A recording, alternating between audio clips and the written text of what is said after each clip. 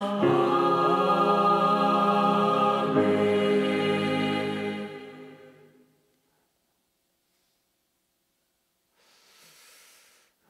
함께 할 말씀은 에스라서 2장입니다. 에스라서 2장.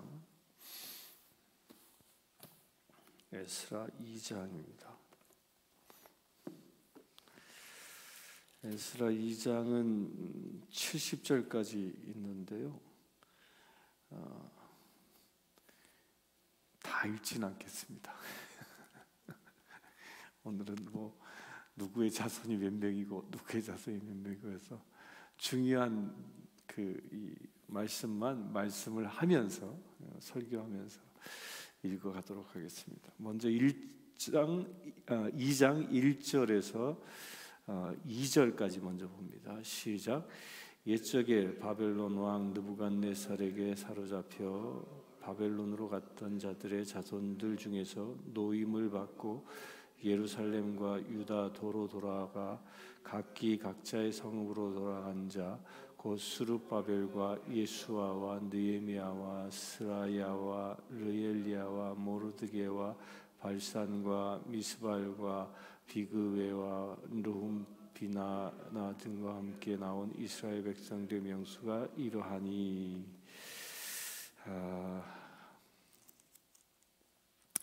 이제 우리 어제 본 것처럼 이 고레스의 칙령에 의해서 이스라엘 백성들이 고토로 돌아갈 수 있는 기회가 주어지죠. 이 고레스에게 명령하신 하나님께서 고레스에게 말씀하신 이스라엘 백성들, 곧 유다 족속들을 이 예루살렘으로 보내는 이유가 있었죠. 무엇 때문이라고 그랬습니까? 무엇 때문에 보냈습니까? 그냥 자유를 주기 위해서가 아니라 가서 성전을 건축하라. 성전을 건축하라는 사명을 가지고 떠나라라는 겁니다. 그런데 이때 당시에 이 고레스의 칙령은 일방적인 명령이 아니라 권고 사항이었다는 거예요. 그러니까 가도 되고 안 가도 되는 겁니다. 가도 되고 안 가도 되는. 지금 이 고레스가 칙령을 내린 것은 그 시기적으로 보면 이스라엘 유대 백성들이 남유다가 멸망한 이후 포로로 잡혀오죠.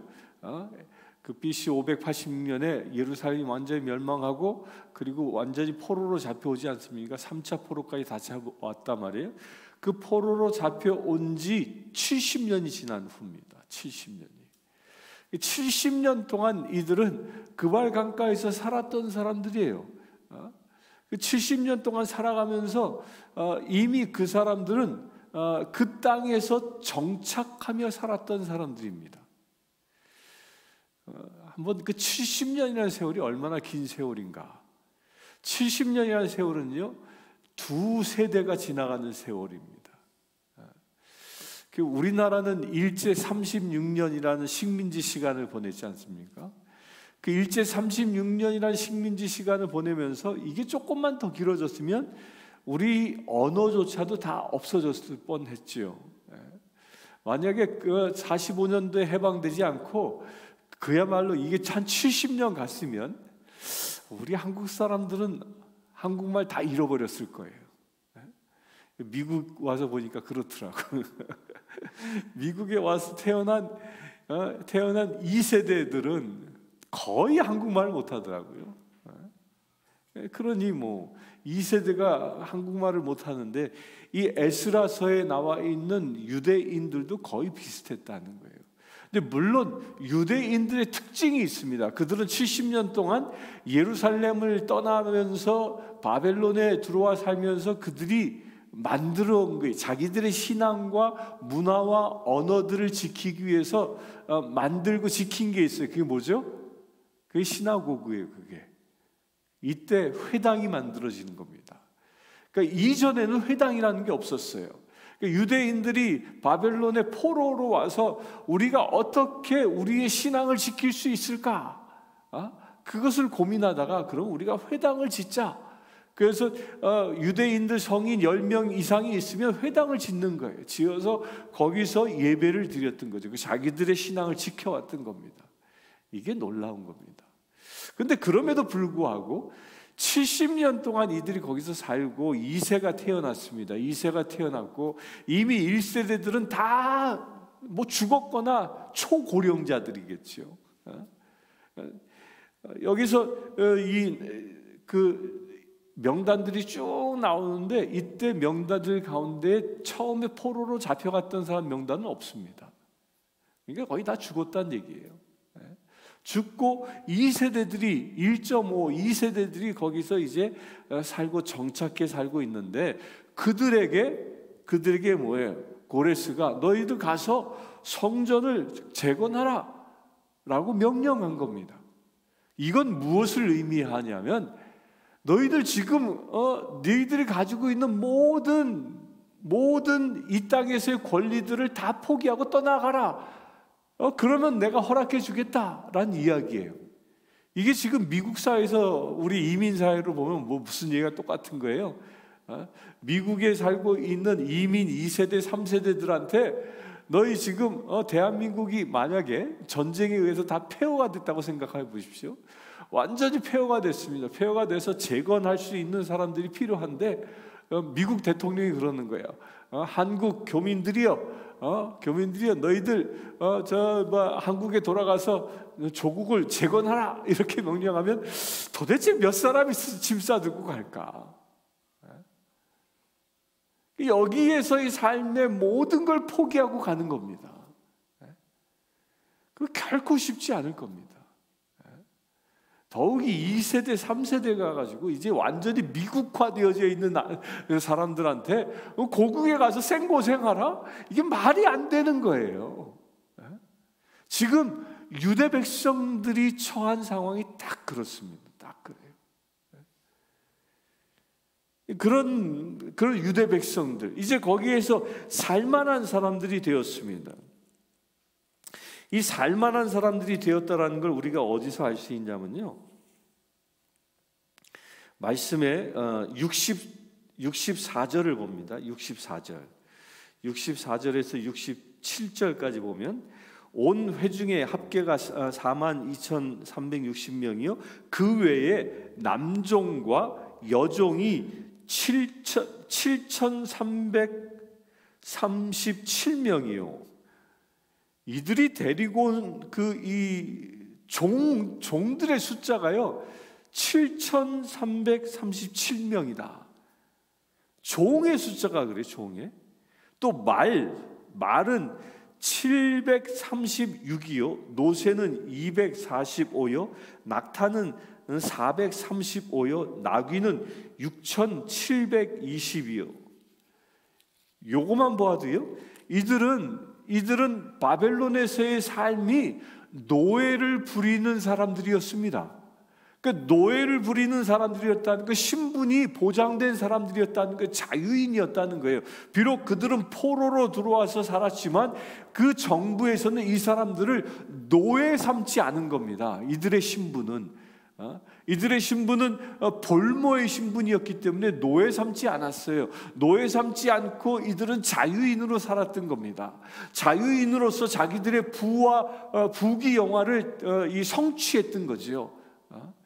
왕의 부인도 되잖아요. 에스라가 그러지 않습니까?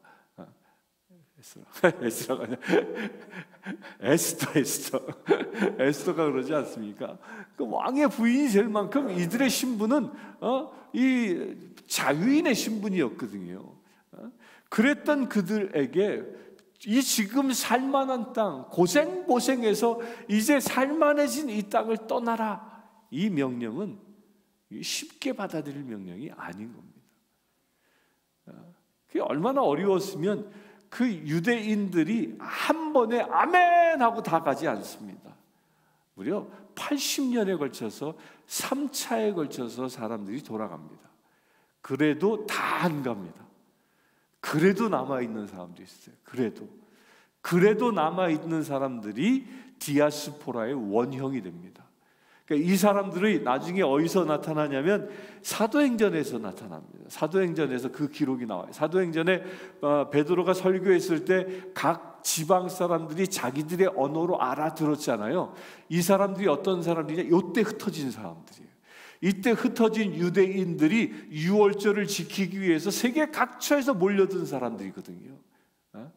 그 사람들 아직도 고토로 돌아오지 않은 그 디아스포라들이 이렇게 남아있어요. 이 얘기 뭐예요? 그만큼 유대인이었음에도 불구하고 자기의 삶의 자리를 떠난다라는 게 쉽지 않았다는 거예요. 근데 놀라운 건 그렇게 쉽지 않았음에도 불구하고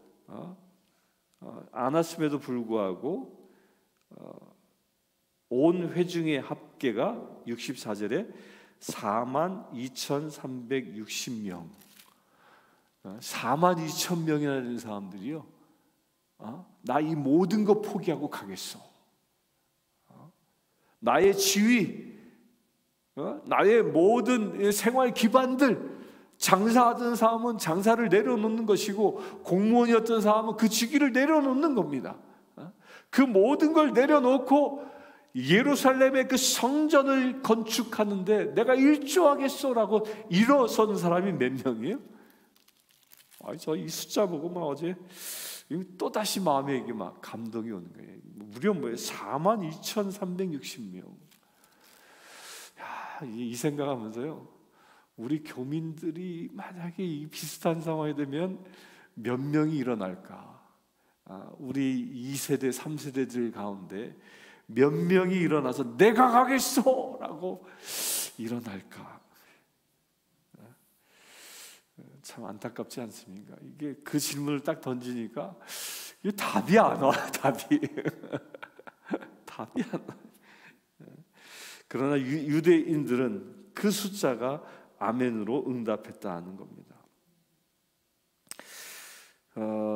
그렇게 응답한 사람들이 1절에 보면 예루살렘과 유다 또 각기 각자의 성읍으로 돌아간 자 해가지고 쭉 기록하고 있는데요, 각기 각자 성읍, 여기에서 말하고 있는 예루살렘은 어떤 곳이에요? 이 사람들이 도착한 예루살렘은 폐허의 땅입니다. 완전히 폐허된, 사람이 살 수 없는 땅입니다. 또한 그들의 그 조상들의 땅, 성읍들, 이 성읍들은 어떤 땅이에요? 젖과 꿀이 흐르는 땅이 아닙니다. 전쟁에 의해 다 망가졌고, 또한 그곳은 광야와 같은 곳이에요. 그냥 돌바닥 지역이에요. 돌바닥 지역. 지금도 예루살렘에, 이스라엘에 가보면요, 푸른 초장이 있는 곳은요, 갈릴리 호숫가 인근밖에 없어요. 심지어 요단강이 흐르고 있는 그 주변도요, 전부 사막이에요. 사막. 갈릴리 호숫가만 푸르러. 나머지는, 이들이 말하고 있는 성읍들은 다 예루살렘 해발 한 800고지 되어져 있는 그 능선 사이에 있는데, 나자렛을 비롯한 그 모든 능선들은 다 돌밭이 돌산이 돌산. 낮에 해는 뜨거워서 견디지 못하고 밤에는 추워서 견디지 못하는 그런 땅이에요. 그런 땅에 이 엄청난 사람들이 돌아왔다라는 거예요. 젖과 꿀이 흐르는 세속의 부귀와 영화를 내려놓고 사명 하나 붙잡고 나아갔다는 겁니다. 우리 여기서 도전받아야 되지 않겠습니까? 이게 신앙인의 자세입니다. 이게 세상에 속한 사람과 하늘에 속한 사람의 차이라는 거예요. 세상에 속한 사람은 무엇을 쫓아 삽니까? 세상의 편안함, 안락함, 부귀, 영화를 쫓아 삽니다. 그것을 위해서 사람은 살아갑니다. 그러나 하늘에 속한 사람은 하나님이 주신 사명을 쫓아 사는 거예요. 따라서 그 하나님이 주신 사명을 쫓아 사는데 그 곳이 예루살렘과 같이 황폐해진 도성일지라도, 그곳이 조상들이 살았던 땅, 그 황무지와 같은 돌산으로 이루어진 그 광야와 같은 곳일지라도 하나님의 명령이면 따라가는 것. 이게 하늘에 속한 자의 삶이라는 거예요. 그래서 우리 그리스도인들은요, 평안한 길, 안락한 길을 따라 사는 자가 아니라 전 번역은 뭐라고 합니까? 좁은 길을 따라가는 자라 얘기하잖아요. 넓은 대로를 추구하는 삶이 아니라 좁은 길, 그 좁은 길이 어떤 길? 십자가의 길인 겁니다. 십자가의 길. 저는 이 말씀 묵상하면서 무슨 생각이 들었냐면요, 이 4만 명이 넘는 사람들이 예루살렘을 향하여 쫙 올라오는데, 그 올라와서 그 머문 첫 번째 장소가 도착한 곳이 예루살렘이잖아요. 야, 이건 마치요, 예수님이 십자가를 지고 골고다를 올라가는 듯한 모습이 아닐까 싶었어요. 이들이 예루살렘 여기에 온 것은 삶의 자리가 아니라 죽음의 자리예요. 죽도록 고생해야 할 자리예요. 거긴 죽도록 고생할 자리. 그런 길을 말씀에 의하여 따라왔다라는 겁니다. 그리고 2절에 보면 그들을 인도한 지도자들의 이름이 나오는데, 스룹바벨, 예수와, 느헤미야, 또한 스라야와, 이름도 어려워, 르엘리야와 모르드게와 발산과 미스발과 비그웨와 루훔과 비아나와 함께, 이게 당시에 이 4만 명이 넘는 사람들을 이끌었던 지도자 이름이에요. 근데 여러분들 여기서 착각하지 말아야 할 거는 느헤미야 하니까 많이 들어본 이름이죠. 느헤미야. 우리 여기 이 에스라서가 끝나면 이제 볼 말씀 느헤미야. 거기서 나오는 느헤미야냐? 그게 동명이에요. 다른 사람이에요. 이 느헤미야는 나중에 2차 귀한 때 오는 사람이거든요. 다른 동명이인이고요. 또 낯익은 이름이 또 하나 있어요. 모르드게라는 이름이 있죠. 모르드게, 그럼 딱 떠오르는 사람이 있죠. 누구죠? 에스더의 삼촌이죠. 모르드게. 그 사람과 같은 사람 아니에요. 동명이인이에요. 다른 사람이에요. 착각하지 마시라고요. 근데 여기서 중요한 사람은 두 사람입니다. 중요한 사람이 누구냐면 스룹바벨과 예수아라는 사람이에요. 스룹바벨, 이 스룹바벨이 누구죠? 성전을 재건해서 제2의 성전을 만들었는데 그 이름을 보통 사람들이 스룹바벨의 성전이다라고 얘기하죠. 왜 스룹바벨이냐면, 왜 스룹바벨의 성전이라고 얘기하냐면요, 성전을 지으라고 사명을 받은 사람이 있습니다. 그게 누구죠? 성전을, 제일 먼저 성전을 짓는 것을 준비하게 하고 그 성전을 짓도록 한 가문이 있다. 그게 다윗의 가문이에요. 다윗에 의하여 성전을 지을 준비하고 그 아들이 솔로몬이 성전을 지었죠. 이 스룹바벨이 누구냐? 그 다윗의 혈통을 이어받은 사람이에요. 그러니까 스룹바벨이 다윗의 혈통을 받은 자이기 때문에 스룹바벨의 성전이다라고 얘기하는 겁니다. 이게 놀랍지 않습니까? 이게 사무엘서에 보면 다윗을 축복할 때 뭐예요? 그의 왕권이 영원하리라 얘기하지 않아요. 그게 여기서도 나타나는 겁니다. 유대 포로가 돌아왔을 때 그 지도자로 다윗의 후손 가운데 지도자가 세워집니다. 비록 왕의 신분은 아니었지만 왕의 권세를 가진 자였던 거지요. 또 예수아라는 사람이 나오는데, 예수아라는 사람은 아론의 22대 손입니다. 아론의 후손. 이 두 사람이 이스라엘을, 유대 민족을 이끌었던 쌍두마차와 같은 사람이었던 거예요. 다윗의 후손과 또 누구의? 아론의 후손이 이스라엘을 재건하는 데 가장 선봉에 섰다는 겁니다. 이것은요, 하나님의 백성들의 기본적인 구조를 얘기하는 겁니다. 그 하나님의 백성들에는 두 가지 구조가 있다는 거예요. 왕의 권세와 제사장의 권세가 있다라는 거예요. 그 왕의 권세와 제사장의 권세로 나라를 다스리는 시스템, 이게 하나님의 나라의 시스템이에요. 그래서 우리들을 하나님은 뭐로 삼으셨다고 그래요? 왕 같은 제사장이라는 거예요. 이게 같이 들어있는 겁니다. 그런 시스템으로 하나님께서 이스라엘 백성들을 끌어올리십니다. 그래서 3절부터 35절까지 이 지도자들을 따라온 백성들의 숫자를 쭉 이름과 숫자를 기록하고 있는데요. 여러분들 이건 읽다 보면 이거 내가 왜 읽어야 되나? 뭐 혀도 잘 안 돌아가 이 이름도 뭐 바한 모합 뭐 이름도 이상해. 이상해서 읽기도 어려워요. 그런데 왜 여기에 써져 있겠느냐는 거예요. 왜 써져 있겠습니까?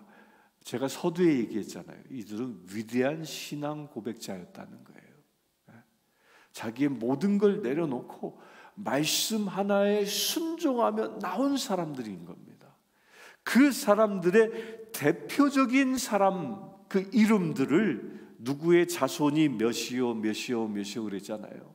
그 4만 명이 넘는 사람들의 이름은 다 기록할 수는 없어도 에스라는 그 사람의 조상 이름을 따서 하나 기록하고 있다는 거예요. 왜? 위대한 사람이기 때문에. 하나님의 부르심에 응답한 귀한 사람이기 때문에. 또한 이것은 거꾸로 또 뒤집어 보면요, 이 에스라서가 쓰여진 때는 이들이 들어와서 성전을 재건하기 한 이후에 쓰여지거든요. 쓰여졌단 말이에요. 이건 뭘 얘기하는 거예요? 이제 성전이 재건 다 된 다음에 에스라에 의하여 이 에스라서가 세상에게 드러났어요. 그때 여기 얘기했는데 바로스, 스바디아, 아라, 바오, 모아 이 후손들이 이 에스라서를 딱 받아보는 순간 어떤 느낌을 받았을까요? 어떤 느낌을 받았을까요?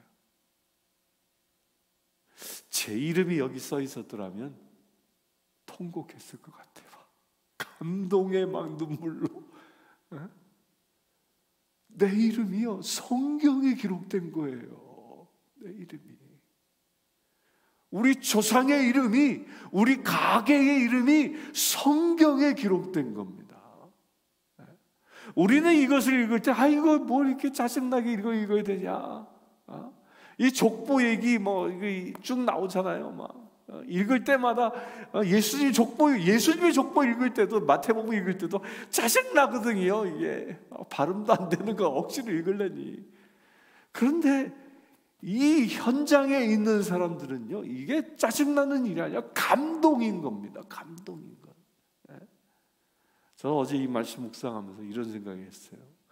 내가 주의 나라에 탁 들어갔을 때 주께서 생명책을 딱 펼쳐 보이시고 조영준 탁 그러고 그의 후손들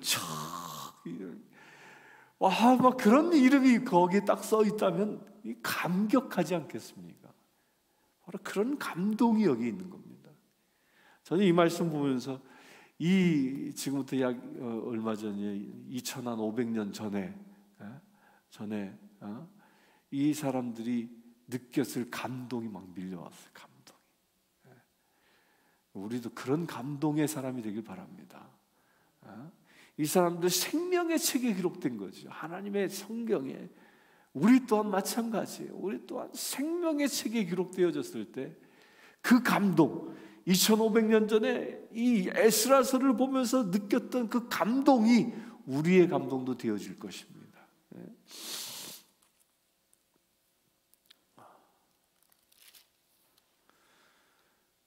또 말씀을 보면 36절에 보면 제사장들은 여호수아의 집, 그리고 40절에 레위 사람은, 또 41절에 노래하는 자들은, 42절에 문지기의 자손은, 또 43절에 느디딤 사람들은, 이렇게 기록하고 있는데요. 요거는 다 이 예루살렘 그 성전에서 일하는 사람들을 얘기하는 거예요. 제사장 잘 알죠? 레위 사람 잘 알죠? 노래하는 자들, 이게 누구죠? 성가대입니다. 또 문지기까지 잘 아십니다. 43절에 느디님 사람들은 누굴까요? 느디님 사람들, 여기 왜 그 느디닐 사람들은요, 구체적으로 그들의 자손까지 54절에 약 10절에 걸쳐서 또 따로 기록하고 있습니다. 왜 이렇게 기록하고 있냐면, 이 느디딤 사람들은 어떤 사람들이냐면요, 이 성전에서 수종을 들었던 종들이에요. 종들. 특별히 레위 사람의 종들입니다. 그런데 이들은요, 유대인이 아니에요. 이들은 외국인들이었습니다. 이방인들이었습니다. 이방인들이었는데 레위인들을 섬기는 사람들로 헌신한 사람들입니다. 그들의 이름이 기록되고 있다라는 겁니다. 이게 성전을 섬기는데, 이방 백성들도 하나님의 성전을 섬기는데 헌신한 사람들은 느디님이라는 사람으로 구분되어져 하나님의 그 명부에 기록되어진다라는 겁니다. 하나님의 성전은 꼭 유대인만 기록되어지는 것이 아님을 볼 수 있습니다. 또한 55절에 보면 솔로몬의 신하 자손은, 이게 솔로몬의 신하라고 얘기했는데, 이 솔로몬 신하라고 굳이 구분한 이유는요, 이 사람들도 유대인이 아닙니다. 이 사람들은 가나안 족속에 속한 사람들이었습니다. 그 사람들을 보고 솔로몬의 신하, 솔로몬 시대 때 가나안 족속이었음에도 불구하고 솔로몬에게 충성을 다했던 사람들입니다. 이들도 기록하고 있습니다. 저는 이 말씀 보면서 유대인뿐만 아니라 이 느디님 사람들, 솔로몬의 신하로 구분되어지는 이방인들조차도 그들이 포로로 잡혀갔음에도 불구하고, 유대의 멸망을 인해 포로로 잡혀갔음에도 불구하고, 어찌 보면요, 이들은 유대가 원수의 나라일 수도 있어요. 자기들을 종 삼았으니까. 그러나 그럼에도 불구하고 이 사람들은 예루살렘 성전을 회복하는데 나도 가겠소라고 헌신했다는 거예요. 유대인이 아니었음에도 불구하고.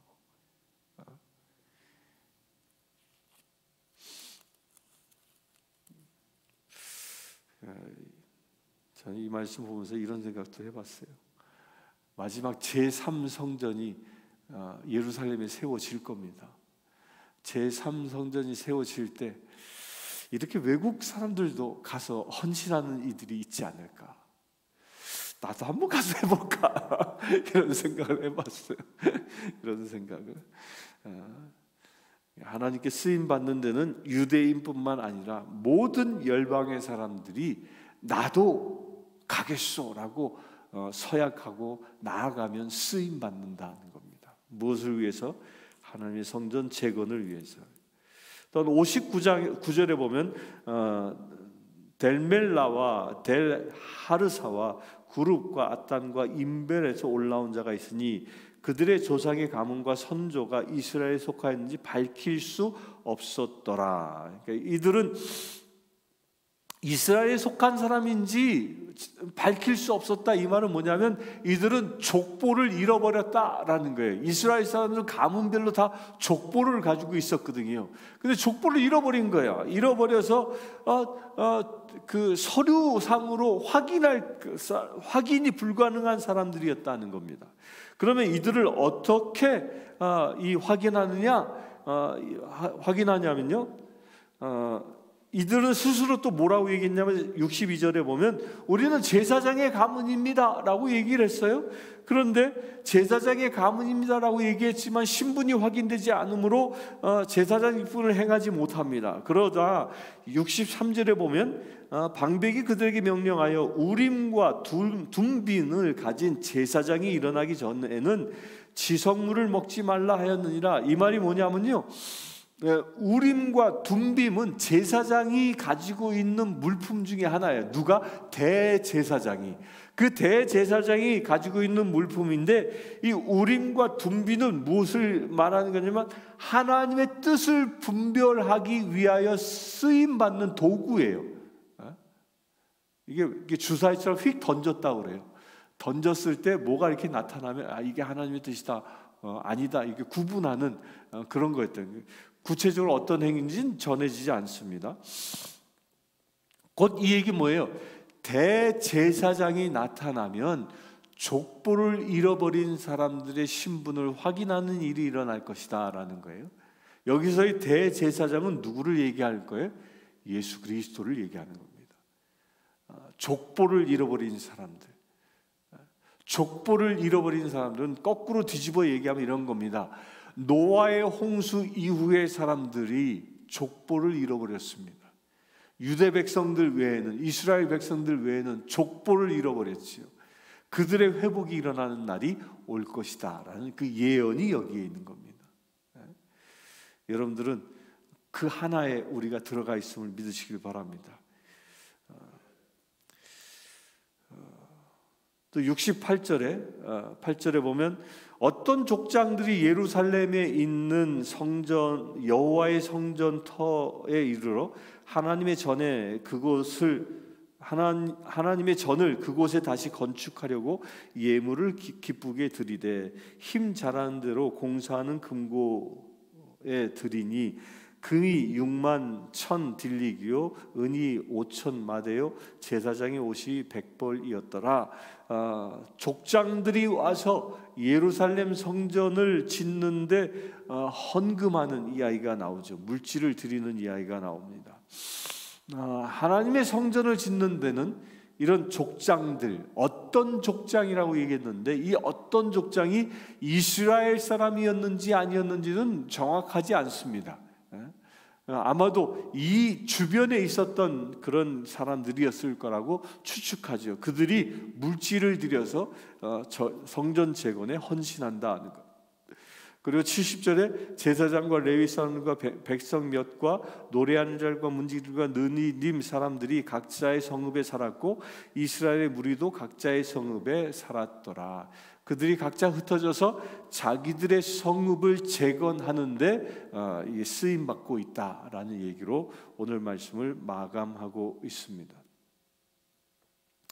이 2장에서 우리 명심해야 할 것이 있습니다. 하나님은 우리를 성전을 재건하는데 부르셨다라는 겁니다. 그 길이 비록 척박한 땅을 갈지라도 우리는 거기에 아멘으로 화답할 수 있어야 하는 거죠. 하나님의 성전을 재건하는데 나의 모든 것을 내려놓는다 할지라도 따를 수 있는 자가 어떤 축복을 얻습니까? 하나님의 성경에 기록되어지는 축복을 얻습니다. 또한 그런 사람들은 어떤 사명을 받은 사람입니까? 예배를 회복하기 위해서 사명을 받은 자입니다. 그래서 오늘 말씀에는 쭉 자손들의 이야기를 하면서 누구를 중요하게 포인트로 중심에 삼았습니까? 제사장, 레위 사람, 노래하는 사람, 성전을 지키는 문지기, 느니님 사람들로 중심에 둠으로 인하여 예배를 회복하는 데 초점이 맞춰져 있음을 또한 얘기하고 있습니다. 성전이란 큰 재건, 성전 재건의 큰 타이틀 이전에 그들의 가장 중요한 목적, 성전을 왜 재건합니까? 예배를 회복하기 위해서라는 거예요. 그 모든 예배는 어느 때 완성되어집니까? 대제사장 대신 예수 그리스도가 오실 때 완성되어짐을 또한 예언하고 있는 게 2장의 말씀입니다.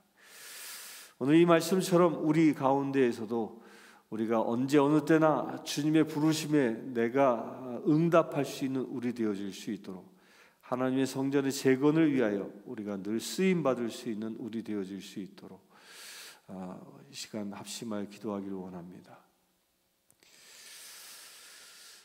주 아버지 하나님, 오직 주님의 은혜를 구합니다. 주님께서 유다 백성을 저 바사 땅에서 부르셔서 하나님의 성전을 재건하라 명령하셨습니다. 아버지 하나님, 그 명령에 순종한 거룩한 백성들, 그가 가는 길은 비록 멀고 험한 길이었고 그가 머물 땅들이 비록 척박한 땅이었을지라도 폐허가 되어버린 예루살렘 땅이었을지라도 저들은 담대히 나아갔음을 우리가 믿음으로 보았습니다. 그처럼 우리가 나아가길 원합니다. 우리의 인생의 삶의 목적이 이 세상에서의 안락과 평안함이 아니라 하나님의 나라를 위하여 헌신하는 귀한 삶이 되어지기를 원합니다. 그 길이 비록 멀고 험할지라도 주님의 말씀에 순종하며 나아가기를 원합니다. 그 길이 비록 박해가 우리를 방해할지라도 그 길을 나아가기를 원합니다. 그 길이 비록 죽음의 길일지라도 십자가를 지며 나아가기를 원합니다. 주여 역사하여 주시옵소서. 우리의 삶을 받아 주시옵소서. 예루살렘으로 돌아간 그 백성들처럼 우리가 온전히 쓰임받기를 원합니다. 우리가 살고 있는 이 삶의 현장 가운데에 참으로 예배를 회복하는 거룩한 예배자들로 우리가 온전히 세워지기를 원합니다. 우리가 살고 있는 이 땅 가운데에 주님의 거룩한 성전을 세워나가는 믿음의 삶을 살아가는 또한 우리가 되어지기를 원합니다. 우리가 이곳에서 나의 부귀와 영화를 위하여 살아가는 자가 아니라 하나님의 영광을 위하여 살아갈 수 있는 거룩한 믿음의 세를 되어지기를 원합니다. 주여 우리를 붙잡아 주시옵소서. 유대 백성처럼 쓰임받기를 원하오니 우리를 사용하여 주시옵소서. 그래 아버지 하나님, 우리가 서 있는 곳곳마다 주님의 성전이 재건되어지는 놀라운 역사가 일어날 수 있도록 아버지 은혜 더하여 주시옵소서. 또한 우리가 서 있는 곳곳마다 예배가 살아나는 놀라운 역사가 일어나게 하여 주시옵소서. 그래 아버지 하나님, 우리의 삶을 통하여 주님께 예배함으로 주님께 영광 돌리게 하시고 우리가 머무는 곳곳들이 주님을 예배하는 땅으로 변화되어지는 놀라운 역사가 일어나게 하여 주시옵소서. 그래 우리의 삶의 행보를 통하여 주님의 나라가 확장되어지는 놀라운 은혜의 사역들이 이루어질 수 있도록 아버지 축복하여 주시옵소서. 우리 주 예수 그리스도의 이름으로 기도드리옵나이다.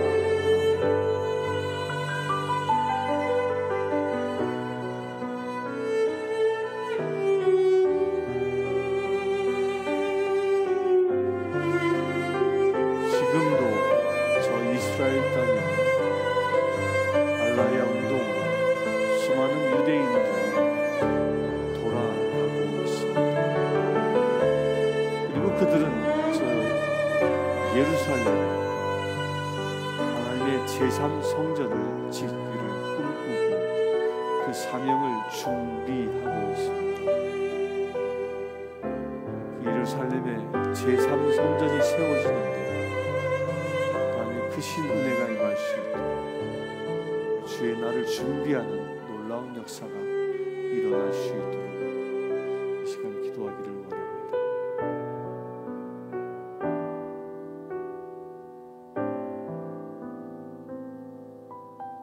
주 아버지 하나님, 스룹바벨을 비롯한 유대의 지도자들을 주께서 세우시고 바사를 떠나 하나님의 땅 예루살렘을 향하여 나아가게 하셨습니다. 그래야 그들로 하여금 예루살렘을 회복하게 하신 것처럼 이 시간 주님께 간구합니다. 저 이스라엘 땅 가운데에 예루살렘 가운데에 주님의 제3성전이 세워지기를 원합니다.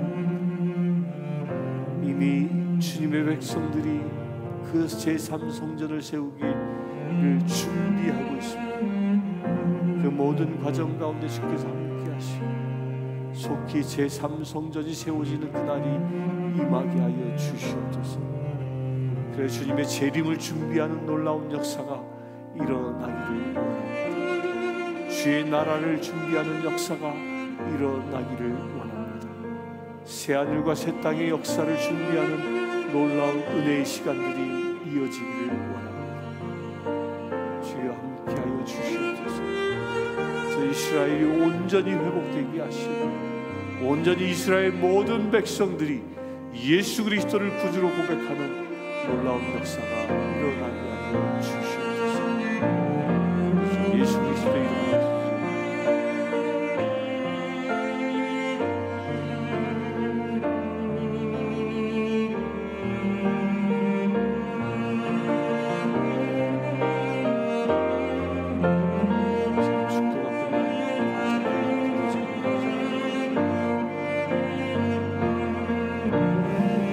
이름으로 주 예수 그리스도의 은혜와 하나님의 크신 사랑과 성령 충만함 이 시간 늘 주님의 성전을 회복하며 주의 나라의 확장을 위하여 헌신하기로 결단한 주의 사랑하는 모든 지체들 위해 지금부터 영원토록 함께 하실지어다.